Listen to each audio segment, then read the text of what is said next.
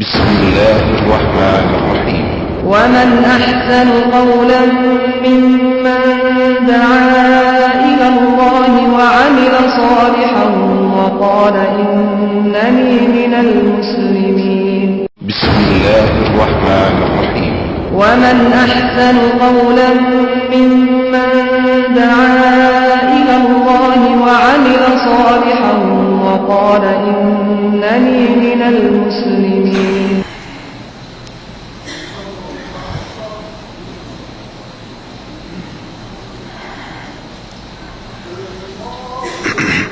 السلام عليكم ورحمة الله.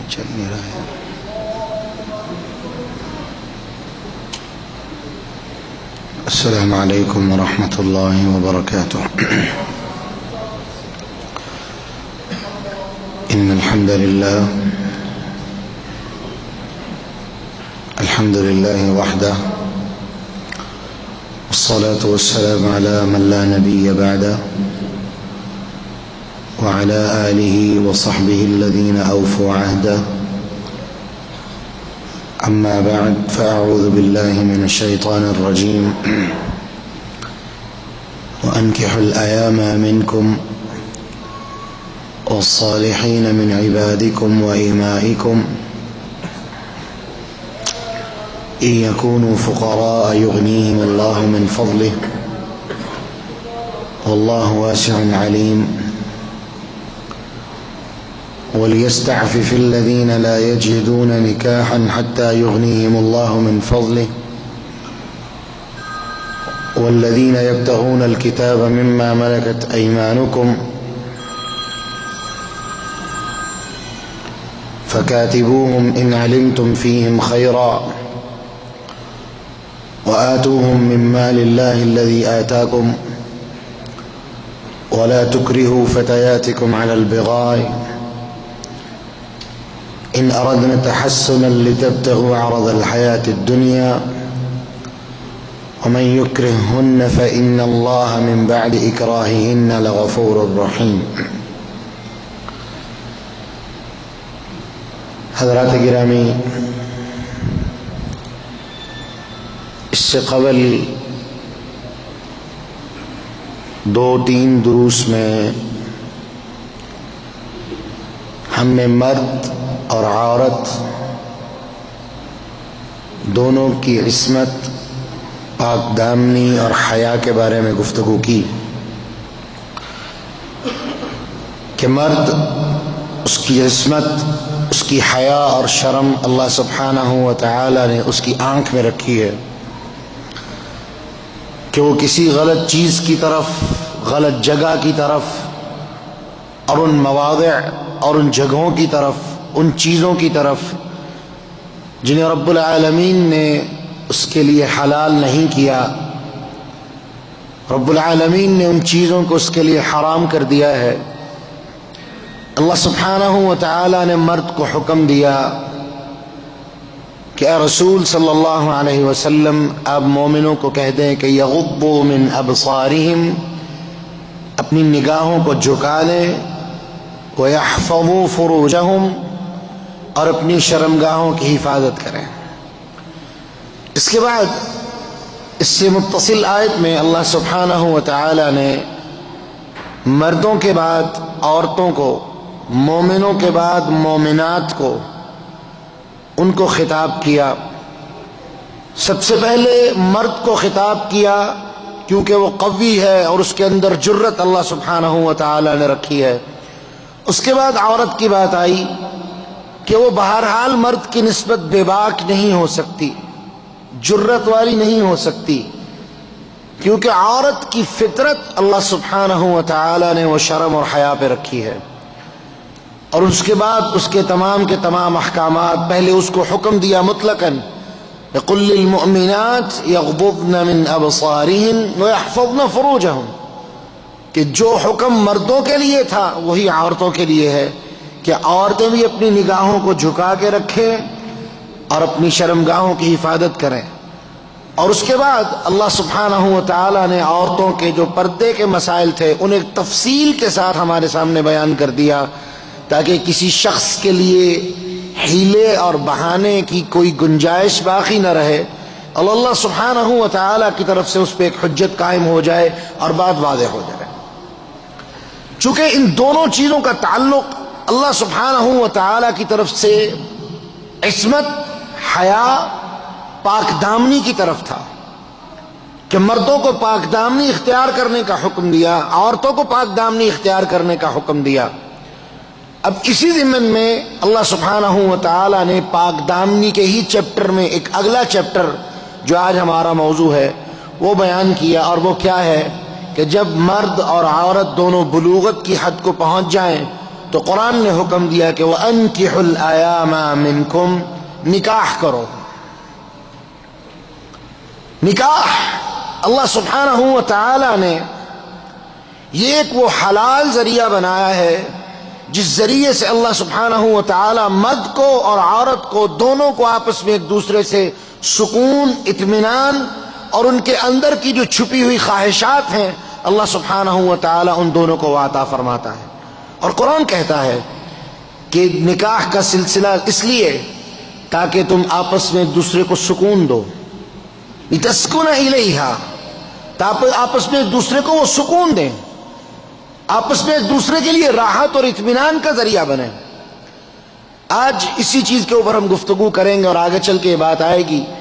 کہ پہلے وقت میں جو نکاح تھا وہ خیر کا اور برکت کا ذریعہ تھا، لیکن آج نکاح ہمارے لیے ایک مصیبت اور تکلیف کا ذریعہ بن چکا ہے۔ اس کے اسباب کیا ہیں اور قرآن کا حکم کیا ہے، ہم اس کے بارے میں تفصیلی گفتگو کریں گے،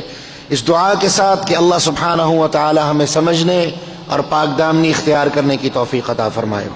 تو قرآن کہتا ہے کہ وَأَنْكِحُوا الْأَيَامَ مِنْكُمْ، وہ لوگ جو مرد ہیں، عورتیں ہیں، ان کی شادیاں ابھی ہوئی ہی نہیں یا شادی ہوئی اور کسی وجہ سے ختم ہو گئی، شادی ہوئی کسی وجہ سے ختم ہو گئی، شوہر مر گیا، بیوی مر گئی، طلاق ہو گئی وغیرہ وغیرہ،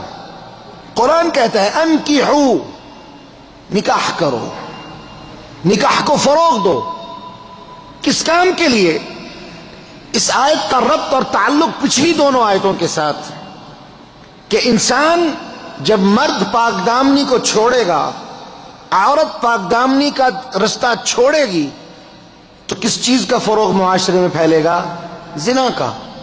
معاشرے میں زنا عام ہوگا۔ اسلام نے اس کا رستہ روکنے کے لیے کیا حکم دیا کہ مرد بھی پاک دامنی اختیار کرے، عورت بھی پاک دامنی اختیار کرے، اور جب تم اس حد کو پہنچ جاؤ کہ ضروری ہو جائے یہ چیز تو تمہارے لیے حکم ہے اللہ کی طرف سے کہ انکحو، آپس میں نکاح کرو۔ یہ پاک دامنی کا ایک چیپٹر ہے اور ایک باب ہے۔ کیوں؟ تاکہ زنا کا رستہ، اللہ سبحانہ و تعالی کی معصیت کا ہر رستہ جو رب العالمین کے معصیت اور نافرمانی کا اور بندے کے ایمان کے ضیاع کا رستہ ہے، اس کے تمام ابواب بند ہو جائیں۔ اس رسول اللہ صلی اللہ علیہ وسلم نے فرمایا لا یزنی الزانی حین یزنی وہو مؤمن، زنا ایک ایسا فعل ہے، چوری کرنا ایک ایسا فعل ہے، جھوٹ بولنا ایک ایسا فعل ہے جن کے بارے میں اللہ کے رسول نے فرمایا لا یزنی الزانی حین یزنی وہو مؤمن، زانی جب زنا کرتا ہے تو اس کے زنا کا عمل کر لینے کے بعد اس کے اندر ایمان باقی نہیں رہتا۔ اور یہ بات ہم نے سورہ نور کی تفسیر کے آغاز میں بیان کی کہ ایمان اس کے سر پہ آ کے معلق ہو جاتا ہے،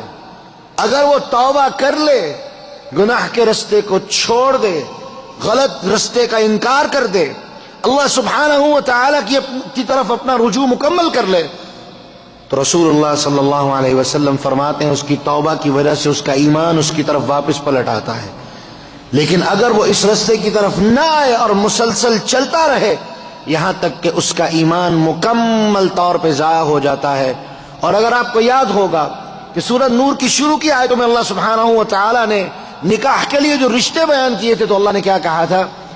الزانیۃ والزانی لا ينکح الا زان او مشرک، زانیہ مرد یا عورت ان کا نکاح کسی توحید والے سے نہیں ہو سکتا، کسی پاک دامن سے نہیں ہو سکتا، بلکہ قرآن نے کہہ دیا ایسی عورت یا ایسے مرد کا نکاح اپنے ہم پلہ مرد اور یا عورت سے ہوگا یا دوسرے باب میں ان کے نصیب میں مشرک لکھ دیے گئے ہیں. گویا زنا اور شرک دونوں کو برابر کا جرم قرار دے دیا گیا کہ جس طرح شرک کرنے کے بعد ایمان باقی نہیں رہتا اس طرح زنا کرنے کے بعد ایمان باقی نہیں رہتا. لیکن شرک تو بالکل کلی طور پہ ایمان کو ضائع کر دیتا ہے. زنا کرنے کے بعد گنجائش باقی ہے اگر توبہ کر لے, نہیں تو اس کا ایمان بھی مشرک کی طرح مکمل ضائع ہو جائے گا. اور رب العالمین کے سامنے جب کل قیامت کے دن کھڑا ہوگا تو وہ بے ایمانی کے ساتھ بغیر ایمان کے رب العالمین کے سامنے ایک مشرک اور کافر کے درجے کی حیثیت سے اللہ کے سامنے کھڑا ہوگا. اور اللہ ہمیں اس چیز سے محفوظ فرمائے. تو اللہ نے پاک دامنی کا رستہ روکنے کے لیے ہمیں حکم دیا کہ انکحو, نکاح کرو, الایام منکم, ہر وہ مرد جس کا ابھی نکاح نہیں ہوا, کنوارا, لڑکی لڑکا دونوں, اور اس کے ساتھ وہ عورت وہ مرد جو مطلقہ ہے, بیوہ ہو چکے ہیں. ان کی زندگی کا یہ مطلب نہیں کہ وہ اپنے گھروں میں بیٹھے رکھیں یا وہ اپنے گھروں میں بیٹھے رہیں اور اس رستے کے بارے میں سوچنا چھوڑ دیں. قطعاً یہ غلط بات ہے. اور یہ چیز ہمارے معاشرے میں ایسے معاشروں کی طرف سے منتقل ہو گئی جس معاشرے کے اندر ہم پروان چڑھے, جس معاشرے کے اندر ہم رہے, اس معاشرے کے اثرات ہمارے اندر موجود ہیں. اور نتیجہ آج ہمارے سامنے ہے کہ جب اس معاشرے کی عورت بیوہ ہو جائے, اس معاشرے کی عورت کو طلاق ہو جائے, معاذ اللہ ثم معاذ اللہ, اس کو منحوس یا اس طرح سے کسی غلط لقب سے موسوم کر کے گھر میں بٹھا دیا جاتا ہے, اور کوئی اس کا رشتہ لے کے آنا تو دور کی بات, اس کے گھر کی طرف بھی رخ نہیں کرتا. جبکہ اسلام کی طرف آئیے, قرآن کیا کہتا ہے, لَقَدْ كَانَ لَكُمْ فِي رَسُولِ اللَّهِ أُسْوَةٌ حَسَنَةٌ لِمَنْ كَانَ يَرْجُو اللَّهَ وَالْيَوْمَ الْآخِرَ, جو اللہ کی ملاقات چاہتا ہے, آخرت کے دن کامیاب ہونا چاہتا ہے, اس کے لیے صرف ایک رستہ ہے کہ اس رستے کے مطابق زندگی گزارے گا تو اس منزل پہ فائز ہو سکے گا, اور وہ رستہ محمد الرسول اللہ صلی اللہ علیہ وسلم کی سیرت طیبہ ہے. رسول اللہ صلی اللہ علیہ وسلم کی پہلی شادی سے لے کے آخری شادی تک سوائے سیدہ عائشہ رضی اللہ عنہا کے کوئی ایک شادی بھی ایسی نہیں, کوئی ایک شادی بھی ایسی نہیں جو کسی کنواری سے ہو. فقط سیدہ عائشہ رضی اللہ عنہا اللہ کے رسول صلی اللہ علیہ وسلم کے نکاح میں آئی اور وہ کنواری تھیں. اس کے علاوہ تمام کی تمام ازواج مطہرات کم از کم ایک دفعہ یا دو دفعہ تک بھی وہ مطلقہ یا بیوہ ہو چکی تھیں, اور اس کے بعد ان کا تیسرا یا دوسرا نکاح رسول اللہ صلی اللہ علیہ وسلم کے ساتھ تھا. اس سنت کو ہم کس حد تک دیکھتے ہیں, اور اس سنت کے ہمارے معاشرے میں مفقود ہونے کا ایک سبب وہ ہمارے معاشرے کی ایک جاہلانہ سوچ, اور اس سوچ کے پیچھے اس معاشرے کا اثر جس کے اندر ہم رہتے ہیں. اور وہ سوچ کیا ہے کہ انسان ایک شادی کر کے اپنے آپ کو پابند کر کے بیٹھ جاتا ہے کہ اگر دوسری کا میں نے سوچا میرے سسرال والے یا میرے گھر والے مار مار کے میرا حشر کر دیں گے. کیوں؟ اگر اللہ سبحانہ و تعالی نے آپ کو استطاعت دی ہے, اللہ سبحانہ و تعالی نے آپ کو قوت دی ہے, تو قرآن کا حکم عام ہے, انکحو, نکاح کرو, نکاح کرو. ہر اس شخص کے اوپر نکاح کا حکم جاری کیا جس کا ابھی تک نکاح نہیں ہوا یا ہو چکا ہے یا ہو کے ختم ہو چکا ہے. ہر حال میں قرآن حکم دے رہا ہے کہ نکاح کرو. کون ہے جو قرآن کے اس حکم پہ عمل کرنے کے لیے تیار ہے؟ خاص طور پہ ہمارے معاشرے کے اندر, ہمارے معاشرے کی عورتوں کی اور ہمارے معاشرے کے مردوں کی ذہنی سوچ یہ بن چکی ہے کہ ایک کے آگے میرے لیے تمام رستے بند ہیں, یا اسی کے اوپر پوری زندگی گزارا کروں یا اس کے مرنے کا یا اس کی طلاق کا انتظار کروں اور پھر دوسری کے بارے میں سوچوں. کیوں ایسا ہے؟ اور آج مسلمانوں کے گھروں کی صورتحال یہ کہ اس ملک سے لے کے پاکستان تک, انڈونیشیا تک, ہر ملک کے اندر طلاق کی شرح روز بروز بڑھ رہی ہے اور شادیاں کم ہوتی چلی جا رہی ہیں, اور فحاشی اور زناکاری اور ایسے تمام کے تمام معاملات وہ پھیلتے چلے جا رہے ہیں. 2 شادیاں کرنا، یہ آپ سے سوال ہے ویسے، 2 شادیاں کرنا یا 3 کرنا یا 4 کرنا، اللہ سبحانہ و تعالی جتنی توفیق دے اس کے مطابق شادیاں کرنا، یہ فعل اچھا ہے یا زناکاری کے اندر مبتلا ہونا اچھا ہے؟ آپ سے سوال ہے، سیدھا سی بات ہے۔ حلال، جس چیز کو اللہ رب العالمین نے ہمارے لیے حلال کیا اور حکم دیا کہ یہ کام کرو،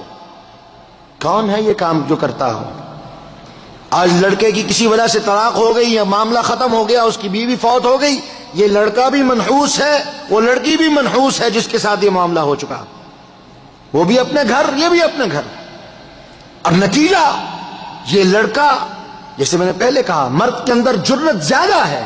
مرد کے اندر ان معاملات کے لیے اللہ سبحانہ و تعالی نے جو قوت ہے وہ زیادہ رکھی ہے، اور نتیجہ مرد گناہ کی طرف مائل ہوگا، اسے ضرورت ہے اس چیز کی جو اللہ سبحانہ و تعالی نے اس کے اندر رکھی ہے، جب اس کی ضرورت پوری نہیں ہوگی وہ حلال کے رستے کو چھوڑ کے حرام کی طرف جائے گا۔ اور آہستہ آہستہ ہمارے میڈیا نے اتنی مہربانی کی، ڈراموں اور فلموں نے اتنی مہربانی کی کہ وہ عورتیں جو حیادار سمجھی جاتی تھی، وہ بھی جب ان کے ساتھ یہ معاملہ ہوا، میڈیا کی برکت سے وہ بھی ایسے رستے پہ چل نکلی کہ ان کا دامن بھی پاک دامنی سے باقی نہ رہا، اور مرد اور عورت دونوں وہ فحاشی کے اس فعل میں مبتلا ہوئے جس فعل میں مبتلا ہونے کے بعد ایمان کا کوئی تصور اور وجود باقی نہیں رہتا۔ تو قرآن کہتا ہے انکحوا، نکاح کرو، اور رسول اللہ صلی اللہ علیہ وسلم نے خاص طور پہ نوجوانوں کو مخاطب ہو کے کہا، یا معشر الشباب، او نوجوانوں کی جماعت، من استطاع منکم الباء فلیتزوج، جو تم میں سے طاقت رکھتا ہے، جس کے پاس طاقت اور قوت ہے، جسمانی مالی ہر طرح سے، فلیتزوج، وہ نکاح کرے، ومن لم یستطع، جس کے اندر اتنی طاقت نہیں، فعلیہ بالصوم،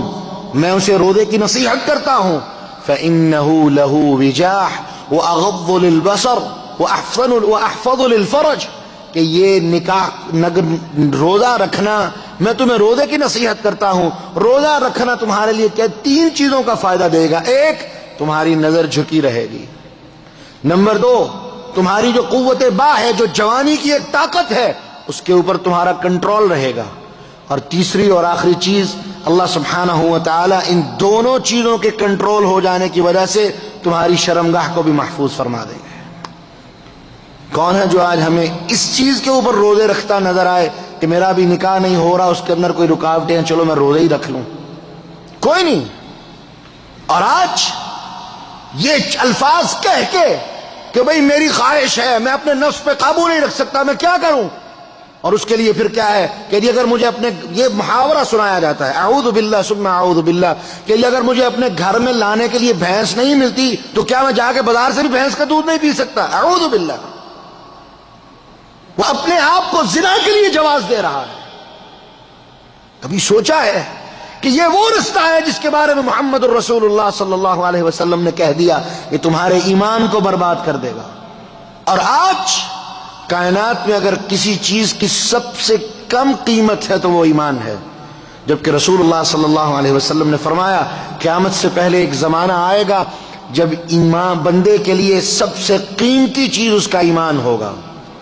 سب سے قیمتی چیز اس کا ایمان ہوگا۔ اور کس حد تک؟ فرمایا وہ اپنے ایمان کی حفاظت کے لیے اور اس کے بچانے کے لیے وہ دنیا کو چھوڑ کے پہاڑوں کی طرف چلا جائے گا، بکریوں کو ساتھ لے جائے گا، بکریوں کا دودھ پیتا رہے گا اور جنگلات سے پھل اتار کے کھاتا رہے گا، یہی اس کی غذا ہوگی، لیکن وہ شخص بہترین ہوگا اس لیے کہ وہ اپنے ایمان کو بچانے کی جستجو میں لگا ہے۔ اور ہم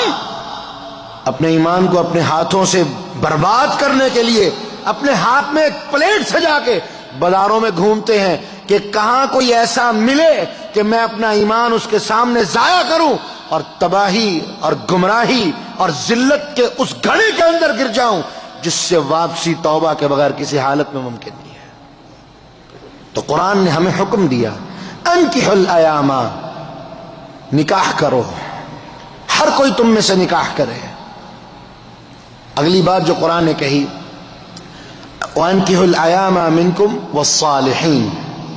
مِنْ عِبَادِكُمْ وَإِمَائِكُمْ، یہ جو صالحین کا لفظ قرآن نے بولا ہے، یہ ایک بڑا ہی اہم اور واضح اشارہ ہے جو رب العالمین نے ہمیں حکم کی شکل میں صادر فرمایا۔ آج کے معاشرے کا ایک اور طلاق ہونے کی سب سے زیادہ وجہ، رشتے کے لیے جو سٹینڈرڈ اور معیار ہم نے بنا لیا ہے وہ کیا ہے؟ لڑکا پڑھا لکھا ہو، جاب اچھی، بینک بیلنس وافر، گھر اس کے اپنے نام کا ہونا چاہیے، ماں باپ کے ساتھ ہم اپنی بیٹی کو نہیں رہنے دیں گے، کیوں کہ وہ اپنے شوہر کے لیے آ رہی ہے، اس گھر میں نوکرانی بننے کے لیے نہیں آ رہی،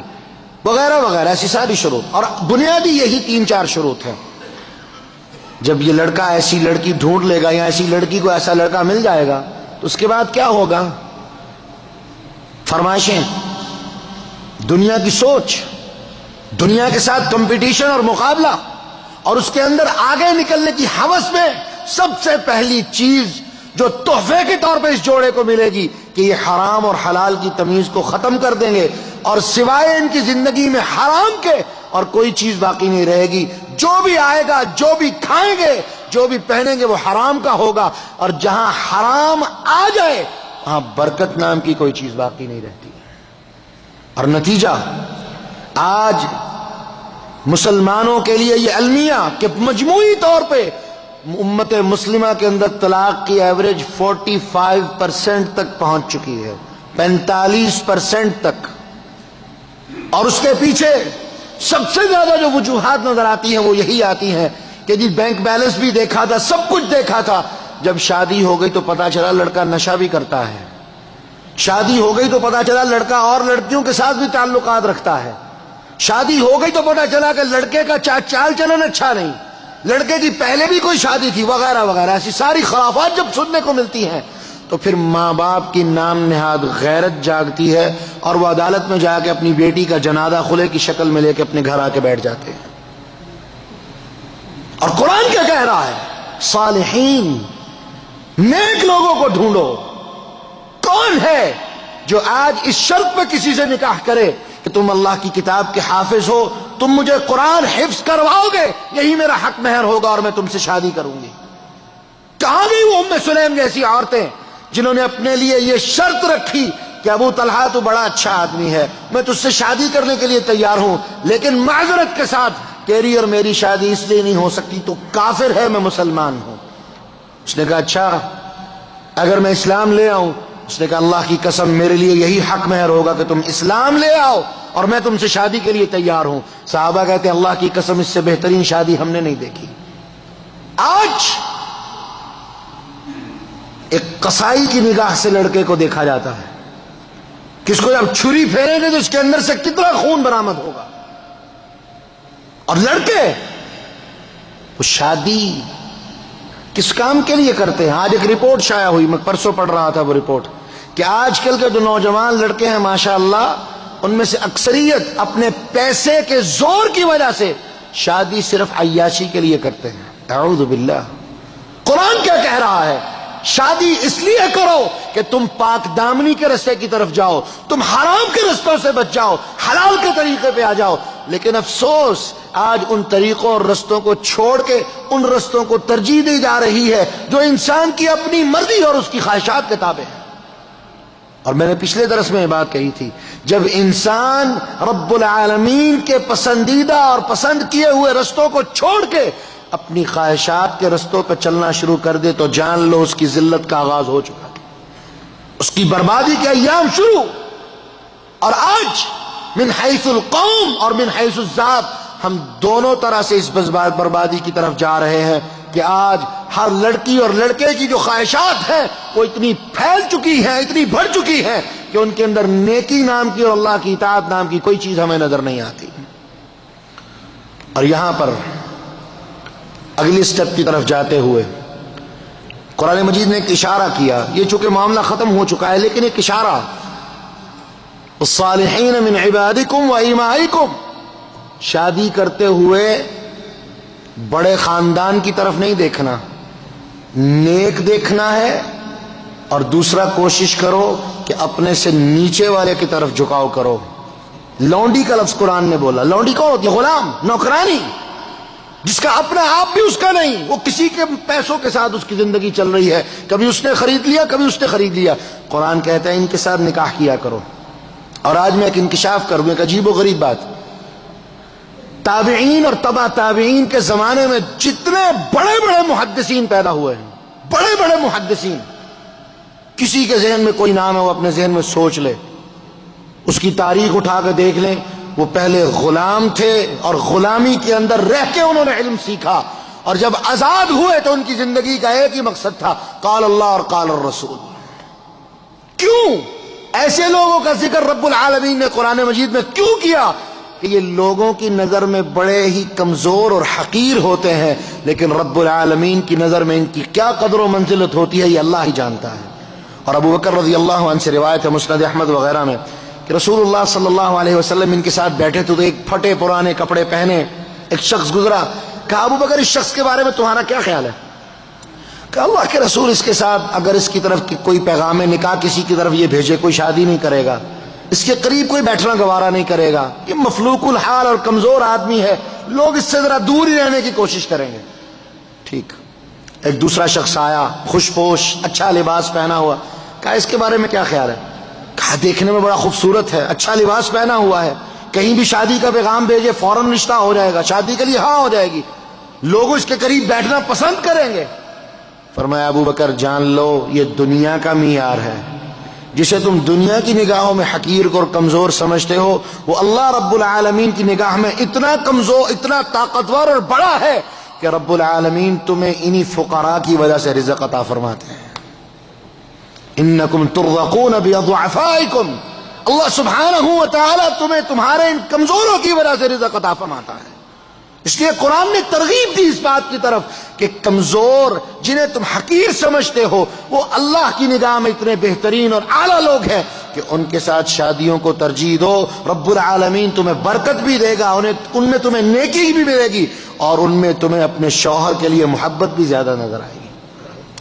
آخری بات جو اللہ سبحانہ و تعالی نے اس آیت میں کہی، ان یکونوا فقراء یغنیہم اللہ من فضلہ۔ آج شادی کے لیے سب سے بڑا ایک ایلیگیشن جو لڑکے بیان کرتے ہیں کہ میں جی ابھی اس قابل نہیں ہوا کہ میں کما سکوں، میں نے ابھی گھر نہیں بنایا، میری جاب اچھی نہیں، میں ابھی تک میں اپنے آپ کو اس قابل نہیں سمجھتا کہ میں بیوی کو لے کے آؤں اور اس کو کھلا سکوں۔ یعنی فقیری اور غربت کا رونا۔ قرآن کہہ رہا ہے تم نکاح کرو، ان یکونوا فقراء، اگر تم فقیر بھی ہو، مانگنے والے بھی ہو، تم نکاح کرو، اللہ کے اس حکم پہ عمل کرو، یغنیہم اللہ من فضلہ، اللہ تمہیں اور تمہاری اس بیوی دونوں جوڑے کو اپنی رحمت سے غنی کر دے گا۔ کون ہے جو اللہ کے اس وعدے پہ یقین رکھتا ہو؟ ہماری تباہی کا سب سے بڑا یہ ذریعہ کہ ہم نے دنیا کے جتنے اسباب اور معاملات تھے ان کے اوپر توکل کر لیا اور اللہ کی ذات پہ توکل کرنا چھوڑ دیا۔ اور جب بندہ اللہ کی ذات پہ توکل چھوڑتا ہے، رب العالمین اس کو ایک ایسی چیز کے سپرد کر دیتا ہے جس میں اس کے لیے سوائے تباہی اور بربادی کے کچھ نہیں ہے، اور وہ دنیا ہے یا اس کا اپنا آپ ہے۔ اور رسول اللہ صلی اللہ علیہ وسلم دعا کرتے تھے، اللہم لا تکلنا الی انفسنا طرفۃ عین، اللہ ہمیں ہمارے سپرد نہ کرنا اور اتنی دیر کے لیے بھی نہ کرنا کہ ہم آنکھ کو بند کر کے کھولیں۔ کیوں؟ اگر تو نے ہمیں ہمارے سپرد کر دیا تو یہ ہماری تباہی اور بربادی اور ذلت ہوگی جو ہم برداشت نہیں کر سکتے۔ تو قرآن کہتا ہے ان یکونوا فقراء یغنیہم اللہ من فضلہ، اگر وہ فقراء ہیں، غریب ہیں، اللہ ان کو اپنی رحمت سے غنی کر دے گا اللہ۔ لیکن یہاں پر ایک نقطہ یاد رکھیں، غنی کا یہ مطلب ہے کہ ان کی ضروریات زندگی اللہ پوری کرتا رہے گا۔ یعنی اس کا بعد لوگ یہ مطلب، ایک حدیث آتی ہے جس میں اللہ کے رسول صلی اللہ علیہ وسلم کے بعد ایک شخص آیا، مسند احمد میں روایت ہے، اس نے آ کے شکایت کی اللہ کے رسول میں غریب ہوں، فرمایا جا کے نکاح کرو۔ وہ کر کے آگے اس نے کہا جی ابھی بھی وہی حالت ہے، آپ نے کہا دوسرا کرو۔ پھر آ گیا، اس نے کہا جی ابھی تک بھی کوئی حالات بہتر نہیں ہوئے، کہا تیسرا کرو، کیونکہ تمہارا رب کہتا ہے ان یکونوا فقراء یغنیہم اللہ من فضلہ، اگر وہ فقراء ہیں ان کا رب انہیں غنی کر دے گا۔ دو روایتیں آتی ہیں، ایک میں اس نے تیسرے نکاح پہ آ کے کہہ دیا اللہ کی قسم اللہ نے سچ کہا ہے اور میں غنی ہو گیا ہوں، اور دوسری روایت میں آتا ہے کہ اس نے تیسرے پہ بھی آ کے شکایت کی اور کہا ابھی تک بھی حالات ٹھیک نہیں ہوئے، کہا جاؤ چوتھا بھی کرو، اس نے نکاح کیا اور آ کے خبر دی کہ اللہ کی قسم اللہ نے جو بات کہی ہے وہ سچ کہی ہے، اللہ نے مجھے اپنی رحمت سے اور اپنے فضل سے غنی کر دیا ہے، رزق کسی کے ہاتھ میں نہیں، کوئی کسی کا رازق نہیں ہے، وہ آنے والی جو تمہارے گھر آئے گی اللہ سبحانہ و تعالی نے اس کا جو رزق مقدر کیا ہے وہ اپنے ساتھ لے کے تمہارے گھر آئے گی، اور تم دونوں کے تعلق کی وجہ سے اور تم دونوں کے ایک ہو جانے کی وجہ سے اللہ تمہارے رشتے کے اندر برکت دے دے گا، حلال کی برکت دے دے گا، سنت رسول پہ عمل کرنے کی برکت دے دے گا۔ لیکن کون ہے جو ان سنتوں کی طرف بھی ذرا توجہ کرے اور ہمارے معاشرے کے اندر جو جمود ہے اس کو توڑے، اور ہمارے معاشرے کے اندر جو غلط سوچ پھیل چکی ہے اس کا بائیکاٹ کرتے ہوئے اللہ کے رسول صلی اللہ علیہ وسلم کی سنت کا احیاء کرے۔ ان یکونوا فقراء یغنیہم اللہ من فضلہ، نکاح اس لیے کیا کرو کہ اللہ سبحانہ و تعالی اپنی رحمت سے تمہیں رزق دے گا، اور شادی کرنے کے بعد تم مفلوق الحال اور غریب نہیں رہو گے، اللہ نے وعدہ کر دیا اللہ تمہیں رزق بھی دے گا، برکت بھی دے گا اور رحمتوں سے نوازے گا۔ اور یہاں غنی سے مطلب ضروریات زندگی اللہ اپنے ذمہ لے لے گا اور وہ پوری کرتا رہے گا، اس کا یہ مطلب نہیں کہ اللہ پیسے کے ڈھیر لگا دے گا، جس کو ہم پیسہ یا دولت سمجھتے ہیں وہ دے گا، نہیں، اللہ تمہیں تمہاری ضروریات پوری کرنے کے لیے اتنا کچھ دے دے گا، اور وہاں سے دے گا جہاں سے تمہارے وہم و گمان میں نہ ہو۔ واللہ واسع علیم، اور جان لو اللہ سبحانہ و تعالی خوب وسیع تر علم رکھنے والے ہیں جس کا کوئی احاطہ نہیں کر سکتا۔ اس لیے میرے بھائیو یہ موضوع اگلے ہفتے بھی یہی موضوع چلے گا، تو آج کے درس میں 4 بنیادی ہماری باتیں ہوں۔ نمبر 1، نکاح فرض ہے، نکاح فرض ہے، یہ محدثین کا اور مفسرین کا اس بات پہ اجماع ہے، نکاح فرض ہے، اور اس کے لیے اللہ کے رسول صلی اللہ علیہ وسلم کی حدیث کہ جس شخص کے پاس طاقت ہے وہ نکاح کرے، طاقت کا استثناء مالی یا جسمانی، لیکن مالی طاقت کو قرآن مجید نے کمزوری شمار نہیں کیا۔ دوسری چیز، نکاح کے لیے نیک جگہ کو تلاش کرنا، نیک رشتے کی تلاش کرنا، اچھے لڑکے کی تلاش کرنا، اور اچھائی اس کی نیکی، اس کا تعلق اللہ سبحانہ و تعالی سے۔ تیسری چیز، کمزور لوگ جنہیں ہم اپنے معاشرے میں کمزور سمجھتے ہیں ان کی نیکی اور ان کی کمزوری یہ اللہ رب العالمین کے ہاں پسندیدہ ہے، اللہ نے ہمیں ترغیب دی ہے کہ ان کی طرف ہم رجوع کریں۔